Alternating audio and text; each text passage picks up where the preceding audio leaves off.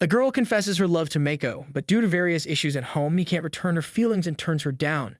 The girl runs away in tears, and Mako thanks his teacher, Sari, for monitoring the confession. He had her on standby just to ensure the confession wasn't a joke or prank. Sari expresses concern that Mako distrusts people to this extent and advises him to open up a little more so he can make friends. Mako retorts that he doesn't need friends and abruptly leaves. As long as he moves carefully, he believes that no problems will arise. He vows never to make the same mistake again. Back in elementary school, Mako was the class clown, which he used to make his crush, Shizuka, laugh. However, one day while joking around on the playground with her, she accidentally tripped over a rock and fell. Mako was accused of pushing her down on purpose despite asserting his innocence. Seeing that Shizuka was bleeding, he hurried to get some band-aids from his bag, but when he returned, his classmates had already taken her to the nurse. As a result, Mako became the class pariah, and nasty rumors about him began to spread. Nobody believed he ran away to get some bandages, but he hoped his family would take his side. Unfortunately, his family did not support him. Upon receiving news that he hurt a girl, his mother immediately called Shizuka's mother and forced Mako to apologize. Mako had no friends and no family to rely on, feeling the hopelessness of the situation. He decided not to speak at all during middle school. There, he befriended a bookish girl named Seitu after he returned her phone to her. A close relationship blossomed, and for the first time in a long while, Mako was happy. Unfortunately, due to another misunderstanding, he became known as the boy who attacked Seitu, and Mako ended up alone again when nobody believed his side of the story. One day, a girl named Kisaragi asks Mako to be her boyfriend, despite his bad reputation. Regardless, Mako agrees to start as friends and agrees to meet with her that weekend. When the day of their supposed date arrives, it turns out to be a prank orchestrated by a few boys in the class, with Kisaragi's unwilling compliance. Her confession was all part of a punishment game, and Mako's heart, which was barely alive after what happened with Seitu, is now completely shattered. Mako closed off his heart, but bad things kept happening. A few weeks later, a girl named Nanako befriends him out of the blue. Her friends warn her that he's bad news, but Nanako genuinely doesn't seem to mind. One day, Nanako invites him out to karaoke with some of her friends, and since they wouldn't be alone, he decides to trust her. He shouldn't have trusted her. Once again, Mako was tricked. He hated himself for falling for the same trick repeatedly. When Mako entered high school, Shizuka, his old crush, happened to be at the same school. Just like many of their female classmates, Mako, having learned his lesson, decided not to get involved with her. Regardless, Shizuka followed him home, commenting on his gloominess and lack of friends. She offered to be his friend, stating that she never believed any of the bad rumors about him. A sense of uneasiness and discomfort developed in Mako's heart. Mako asked her why she only started talking to him now, and she explained that she had been too nervous to approach him in middle school and too afraid to say anything while the witch hunt against him was ongoing. Mako didn't care. He wanted her to stay away from him. He was truly sorry and even took responsibility for what happened on the playground, but it was too late now. It was too late for her to claim she trusted him after all these years. Hold on. If you guys are loving this video, make sure to comment, "We are loving it," because that is how I get to know that. Now, getting back to the story. Mako arrived home and was greeted by his sister, Haruka. Mako's gloominess and overall distrust of others had seeped into his home life, and Haruka remarked that he used to be happier. Their mother tells him to get ready so they can go out and celebrate his first day as a family, but Mako is tired of it. He tells them to enjoy their dinner on their own. His mother hopes he can stop sulking, but his only reply is that he'll be more careful in the future. Mako retreats to his room and notices he has 2 new messages. Mako writes light novels in his free time. It serves as his only hobby. He receives a message from his editor explaining that a publishing company has expressed interest in publishing his work. Mako finds it troublesome and pretends he never saw their message. The next day, Mako struggles to stay awake after staying up all night thinking about the publishing company's email. He glances at the girl next to him, Anri, who is also eating alone like him. She has a bad reputation too. The girl approaches Mako and asks to eat with him. But after all the previous incidents with Nanako and the like, he knows better. He shoos her away and instead asks Anri if he can read the book she's reading, and they exchange books. Nobody else tries to be friends with Anri, which is why Mako trusts her. The girl, ignored, runs off. However, Mako acknowledges that she is right. This is the first time he's ever talked to someone of his own accord, and he is confused as to why. Mako, accompanied by his sister Haruka, walks home from school with groceries, but he's still hung up on why he talked to Anri on his own.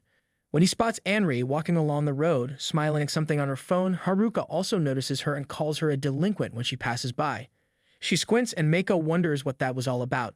Once Anri is finally out of earshot, Haruka calls her a weirdo for being a delinquent in this day and age. Mako mutters something under his breath, but she can't quite hear what he said. She asks Mako why they suddenly drifted apart as siblings. He always played with Shizuka instead of her, which made her feel a little jealous. Haruka could almost choke on her hypocrisy. She admits that she was wrong about all the bad rumors surrounding him and just wants to return to the way things used to be. Mako won't fall for that one again, and he gets a sick feeling in his stomach when she claims to be the only one who believed in him. Mako asks her not to call him older brother anymore. What's done is done. He excuses himself, saying the food is melting, and he runs back home alone. When Mako returns to his writing, he receives fan mail from someone named Pomo, one of his readers. Pomo has been sending him numerous fan messages lately, and it is one of the few things that genuinely brings Mako happiness. The next morning, Mako leaves for school as usual and spots Shizuko waiting for him at the front gate. He ignores her and walks right past her, but she calls his attention and asks for a serious conversation. The girl next to her, Momo, introduces herself as Shizuka's friend and insists that Shizuka is being serious. Shizuka begs Mako to give her another chance and invites him out to a movie to cheer him up. Momo fawns over Shizuka's efforts, but she is much harsher toward Mako, whom she believes is just acting difficult. Based on how she treats him, she believes every bad rumor said about him. Tired of this interaction and realizing that being polite won't get him anywhere, Mako prepares to be even harsher than before. But before he can, Anri growls at them to get out of the way. Momo, startled, reminds Anri that they used to be friends. Anri is impressed that she has the gall to say that. Momo asks her to stop with her delinquent acts so that the three of them can return to how things used to be, repeating the same phrase that Mako absolutely detests, "I believe in you." Anri snaps, but Mako holds her back and asks her to keep quiet. Mako asks Shizuka and Momo if either of them has ever been subjected to baseless slander or rumors or betrayed by someone they trusted. He wants one thing and one thing only, to be left alone, and he asks them to do just that. It's too late to undo what's been done. Shizuka runs away in tears, and Anri merely looks away to the side. During class, Mako observes Anri practically beaming while reading a light novel on her phone. She suddenly starts typing like a madwoman, prompting Mako to check if Pomo has messaged him again. A few moments later, he receives a message from Pomo praising his new chapter. He's glad she enjoyed it, but he holds off on replying until he writes another chapter. Anri suddenly looks at him funny. She starts typing on her phone again, and Mako receives another text alert. Anri, embarrassed, fumbles and drops her phone on the ground. When Mako sees the Pomeranian sticker on the back of her phone, it all clicks. Mako reconsiders what he saw, but finds it unlikely that Anri could ever be Pomo. When she mentions his online pen name, Nanta, his heart starts beating fast, and he begins sweating profusely. Regardless, he finds it too unlikely that it could be her.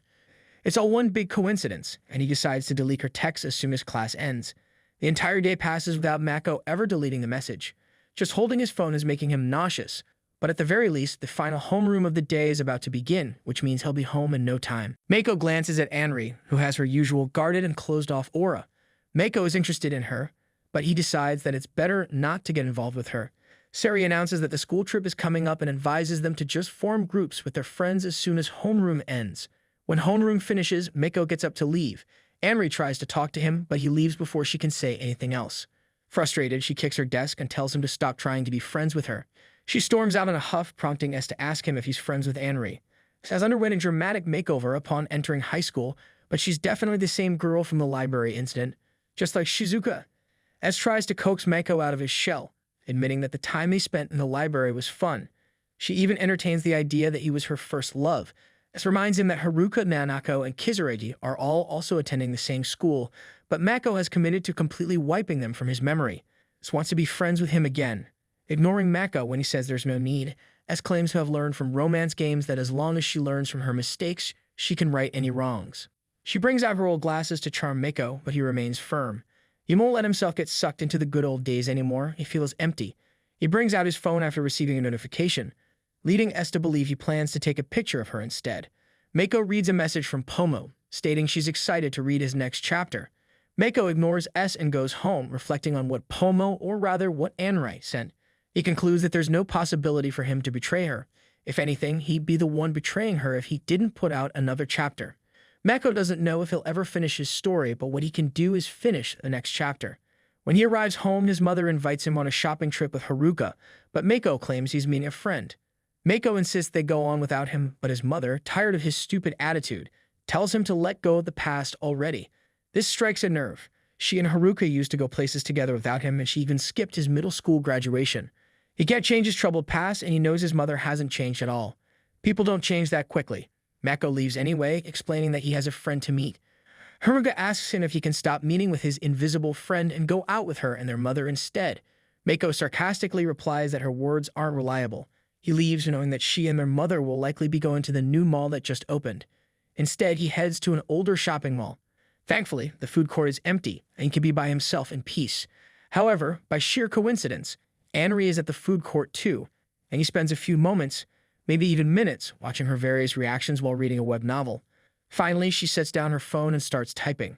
Mako checks his phone and learns that Anri's web novel is also getting published even though she stopped updating a year ago. He receives another message from her, once again praising his latest chapter. Mustering up the courage, Mako buys 2 orange juices from a store and tries to talk to Anri. She initially mistakes him for another guy hitting on her, but she is shocked to see that it was Mako all along.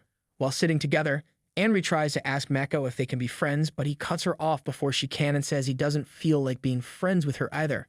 Annoyed, Anri claims that while she has bad rumors about her, they're not nearly as bad as the ones about him. That's news to Mako. It seems his reputation has worsened. Tired, Anri tells him not to bother her anymore. There are numerous bad rumors about Anri, from dating older men to extorting classmates, hitting classmates, sneaking around at night, and lollygagging. But that's all they are, rumors. Mako extends an olive branch by offering her orange juice, but she snatches it from his hand and tells him to leave her alone.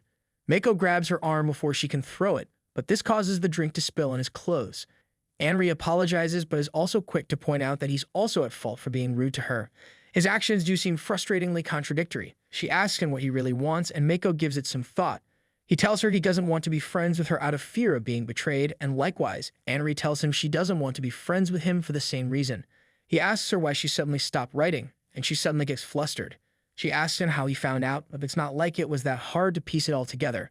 Instead, she chastises him for killing off so many characters in his stories, but she'll let it slide because the main heroine is really cute. Mako laughs and asks her if he can read her stories for a minute. Like all aspiring authors, Anri tells him not to read her early works. Mako reads her early works and is amused that most of them are in the romance genre. Eventually, despite the rocky beginning, Mako and Anri end up bonding over their shared interest in light novels. When night falls, Anri's stomach grumbles. She didn't have lunch. Mako doesn't remember the last time he talked this much into a girl, no less. Mako asks Anri why she doesn't want to go home, and she replies that she doesn't get along with her family very well. However, Anri's older sister, Seiko, arrives to pick her up. Seiko grabs Anri and upon noticing Mako, asks if the two are friends. They both deny being friends. Seiko introduces herself to Mako and is happy that her little sister has a friend her age. Mako introduces himself as Seiko compares him to Tetsuro, the main character of an anime that Anri likes. Anri gets up to leave, clarifying that she and Mako aren't friends. However, when she mistakenly calls him by his online handle, Nanta, Seiko recognizes him as the author of the popular web novel, Maki T's Grand Adventure. Anri pretends not to know what she's talking about, but it's hard to keep it a secret any longer. Seiko reveals herself to be his editor and asks him why he hasn't been responding to her texts. Seiko tells Anri that she should have mentioned she was acquainted with Mako, but again she insists they aren't friends. Seiko and Anri leave first, but Seiko tells Mako that they should talk about the serialization another time. She thinks that this is destiny, the destiny of serializing whatever that is. Mako muses that the two sisters couldn't be more different. Seiko's charming, friendly attitude is the complete opposite of Shizuka's rough, aloof demeanor. Mako decides not to think about it for now. Anri never would have thought that her own sister would be Mako's editor. Mako is silently relieved that it doesn't seem like Anri is leveraging her sister's position to get her own work published. As if reading his mind, Anri asserts that her work is being published by a different company from her sister. Anri has also read a lot of Mako's work, so she knows that it's good enough to be serialized. She's embarrassed to admit it, but she means it. Seiko gives him a proverbial slap on the back and points out that he's already good friends with Anri. Mako doesn't think they're friends, but he sees someone who makes his heart stop. Shizuka and Seiku are right down the street. Mako does a quick 180 and tries to walk away, but the two girls chase after him. All they want to do is apologize, but in the immortal words of Honor Public, it's too late to apologize. Mako doesn't want to hear their apology, saying sorry won't erase what they did in the past. Anri places a hand on his shoulder and tells him they still have to talk about a random topic. Mako laughs, he appreciates her help and unconsciously links arms with her. Seiko wants to join in too, but Mako moves his arm away. Seiko pouts and decides to hold Anri's hand instead. Anri continues to insist that she and Mako aren't friends, but that works out fine for him. He doesn't think they're friends either. When Shizuka and Seitu see Mako smiling, they have a mental breakdown. Mako thanks Anri for just a moment he was able to bury the memories of his past. Haruka looks out the window and sees her older brother with two girls, realizing that he was telling the truth about having friends. Mako and Anri continue to exchange messages through the web novel application, and as the days go by, this becomes the extent of their relationship, one that exists solely between a reader and a writer. The day arrives for forming groups for the class trip, and everyone gets up from their seats to begin the process. Mako knows he's bound to be left out, and so will Anri. Their classmates continue to mess with them, no matter what they're doing. Annoyed and fed up with the situation, Anri stands up, marches to the blackboard, snatches the chalk from the class representative's hand, and writes her name in bold letters. Together, they form a group, just the two of them, and she's confident that no one will mind that the two class pariahs are paired together. Sari has no objections. Anri walks back to her seat and tells Mako not to get the wrong idea. They aren't friends. She just wants to get home as fast as possible. Mako rolls his eyes. It doesn't matter to him, and yet without saying a word, the two have undeniably grown closer. They aren't friends, they're just Nanta and Pomo. Mako asks Anri why they have to be in the same group, and she points out that it's better than being forced into groups that hate them. He concedes that she has a point. She tells him he should be more direct and straightforward, but he prefers not to discuss school right now. Instead, Anri inquires about the progress of his story's next chapter and the topic of his work being published. He replies that all he has to do is proofread his work before uploading it, but regarding the publication, he's still uncertain.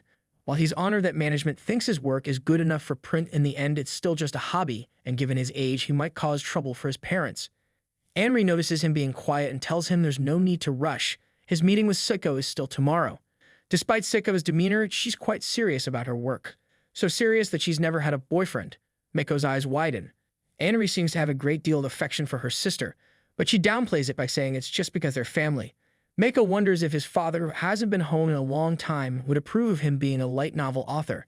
Anri tells him to quit looking so gloomy and proposes a challenge.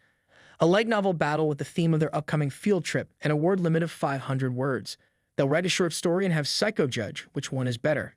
Anri finishes her story before Mako and boasts about being the faster writer. However, that isn't exactly a measure of a good writer.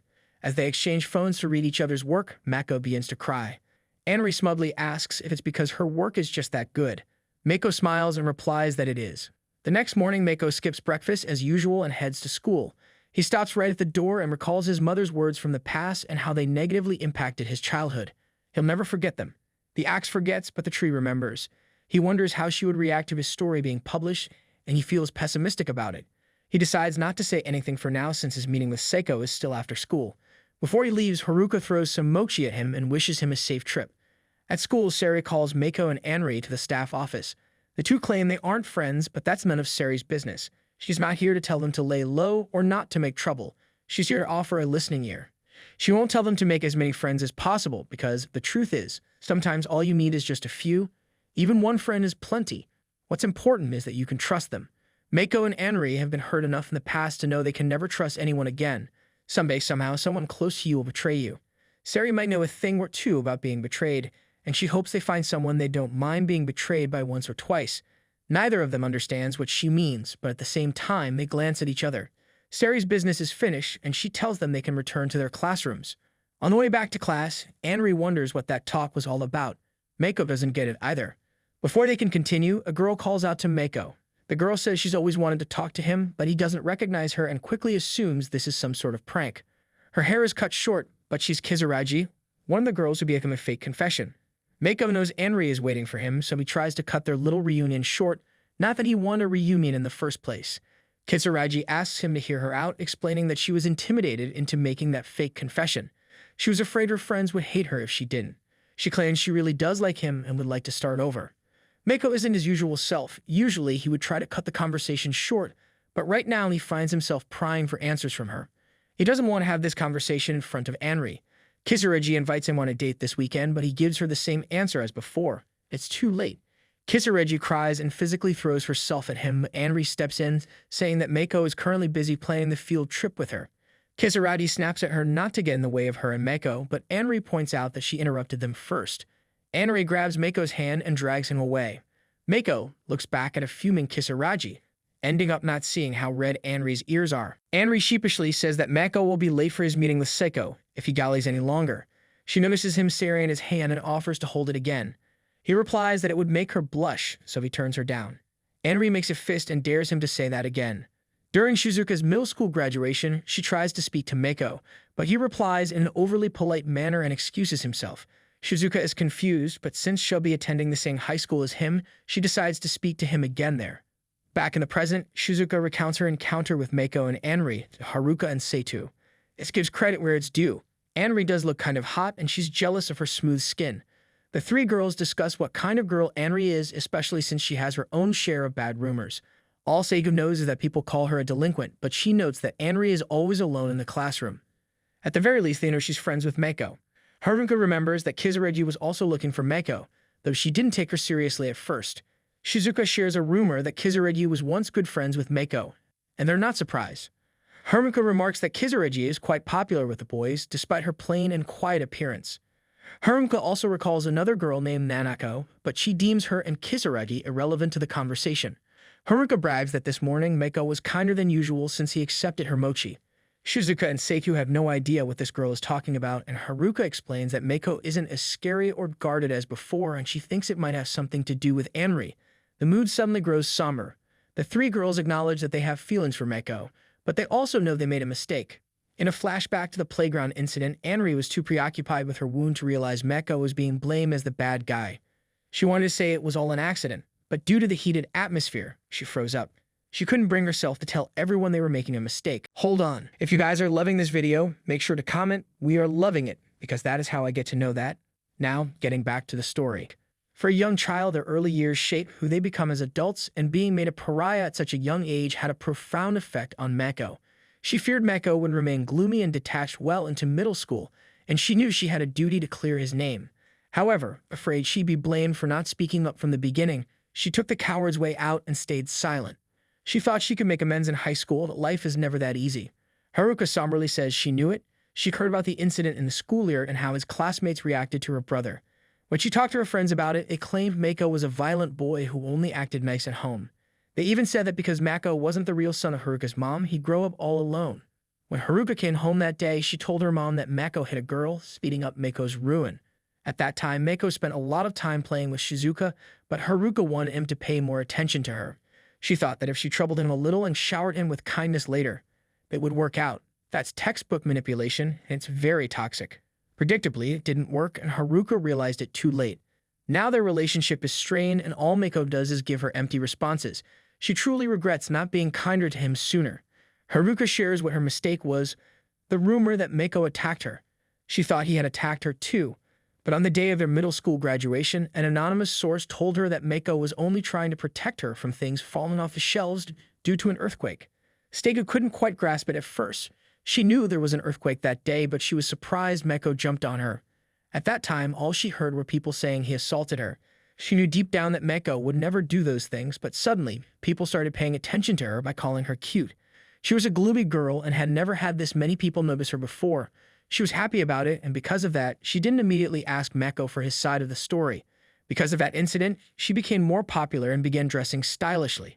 School life became so bright and fun that she forgot about the incident. Haruka knows she was so popular that few people even confessed to her, but Sadie rejected them all. To her, no one will ever be as good as Mako. When someone told her the truth behind the library incident, memories of her happy days there with him flooded back, and she realized she had feelings for him. During graduation, she tried to call out to him, but he never looked back. She too tried to make amends in high school, but it was too little, too late. All three girls regret their actions and brainstorm how to get Mako to forgive them. They know that no matter how they explain themselves now, it will be meaningless. They want to apologize, but Mako doesn't want their apologies. Shizuka suggests they should take action to help Mako return to his kinder self, and both girls agree with this idea. However, she doesn't mean they have to talk to him directly. Haruka concurs. In the first place, they were the ones who hurt him, so trying to speak to him directly would be counterintuitive. Their only course of action now, according to Haruka, is to support the girl who has managed to find a foothold in Mako's heart, Anri. Though a bit hesitant at first, they realize this is the only way they can impact Mako from afar. The three agree they'll support the budding relationship between Mako and Anri. Their first plan of action is to prevent Kisaragi and Nanakado from interfering on the upcoming field trip. The three girls laugh, though the reason binding them together isn't a good one. They're glad they came together and talked it out. Mako reflects on the events of the past few days. Haruka gave him mochi, and even though she hates it, Mako pretended to like it to spare her from eating it. He always used to think he had to protect Haruka at all costs, but nowadays, he feels nothing. He wonders why Shizuka and Seitu have suddenly started acting nice and considerate toward him after everything that happened in the past. In the past, he would have jumped at the chance to be with them in a heartbeat, but now he feels nothing. He knows they're not at fault. It turned out this way because of the harsh realities of life. He can't trust anyone. His heart has become a hollow shell. Mako meets with Seiko, who calls his father on the phone to be his legal guardian and advisor. Mako is surprised his father agreed to show up in the first place. Earlier that morning, Mako contacted his father and told him about his online web novel being published. His father, a cautious but reasonable man, agrees to be at the meeting to give him advice. After all, Mako is still a minor. His father notices him speaking in an overly polite manner, but acknowledges he's partly to blame for that. He tells Mako that there are people who acknowledge him, but in various forms, he's one of them. Mako should be proud, he says, and he congratulates him on his big break. Back in the present, Seiko asks Mako again for his permission to publish his story as a book and spread it around the world. Across the table, Anri nervously awaits his answer. If his book gets published too, then she'll also have to try her best. Anri might not be his friend, but she's certainly his rival. Mako agrees to have his book published despite the trouble it may cause his parents. More than that, he begs them to make it into a book. Anri leans against his back and congratulates him. Mako can't thank her enough. He found the strength to move on because of her. After saying goodbye to Anri and Seiko, Mako returns home where his mother is waiting for him. She asks why he didn't tell her about his book earlier, and he pretends he didn't have time. He assures her he won't cause her any trouble and won't ask for anything else. They'll go to a good university and a good company. So he asks her to let his book be published. His mother is confused but wants to celebrate with him and Haruka by eating out. Mako tells her that won't be necessary. She asks why he didn't consult her about this first, and Mako frankly tells her that due to past experiences, he judged that she would ruin the publishing negotiations. He believes she'd never understand his aspirations. Mako confronts her about the playground incident and the other incidents in middle school and how she never trusted him in any of them. Because of that, his heart has become scarred, making it difficult to trust others. Realizing he said too much, he apologizes and promises to leave the house immediately if he causes trouble again. Moments later, Mako's stepmother breaks down in tears. Haruka bursts into the room saying she doesn't want Mako to leave, but if he really wants to, she suggests he live with their grandparents instead. Their mother opposes this idea, but Haruka tells her that Mako turned out this way because they didn't believe him in the past. The best thing they can do to make amends is to give him space. Haruka tells Mako she'll handle their mother, hoping he can live in peace without anyone disturbing him. Mako has never seen her make a face like that before, and though he thought he'd never feel anything from her words again, he begins to doubt himself for the first time in years.